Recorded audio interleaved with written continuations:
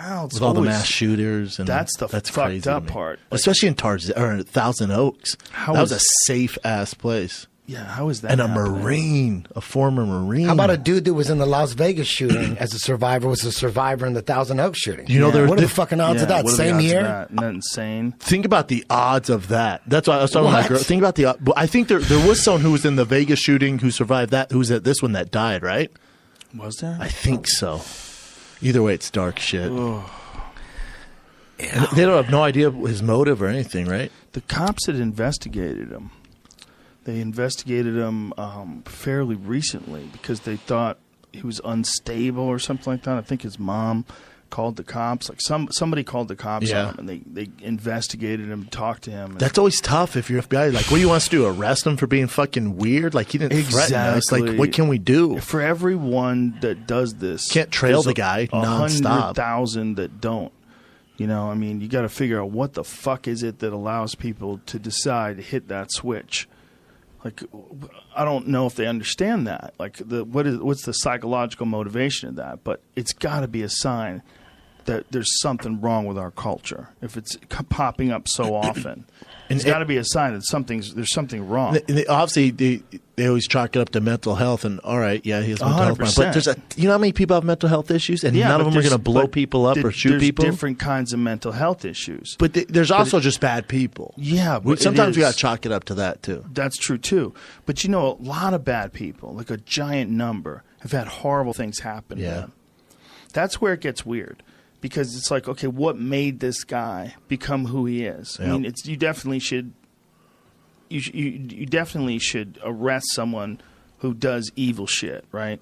But what makes a person get to a point where they can do evil shit? There's a whole series of events probably take place, including abuse, physical abuse, maybe sexual abuse. And sometimes there's not. Sometimes you just get a bad apple. Like with Jeffrey Dahmer, it's like his parents are like, yeah, I mean, you definitely can get he had some weird shit with his mom, but still. You know how some people are born, they have problems with their liver. Yeah. Some people are born, they have problems with their brain. Yep. That's just a fact. We know that. There's problems with the eyesight. There's problems with, you know, people are born deaf. Yep. There's errors in the human body sometimes. You don't think that someone could be born just completely squirrely wired wrong. Of course they can. Sociopath. Just only makes sense. I'm not a doctor, obviously. I'm a fucking moron. But I bet a doctor would agree that when you're dealing with mental health issues, you're probably dealing with this giant spectrum of them. What if there's something we could check so that, like, when they're a baby, you could check and there's something in the DNA? That's called eugenics. And they're like, he's going to be a bad kid. Do we just? That's called eugenics. What do you do with him? But how do you know he's going to be a bad? Why? How many people? Based on the symmetry of your face. But how many people want to be a better person and they don't ever get it together? And how many people are lacking like some sort of coaching or lacking some inspiration, inspiration, positive people in their life, and then their life spirals further and further downhill?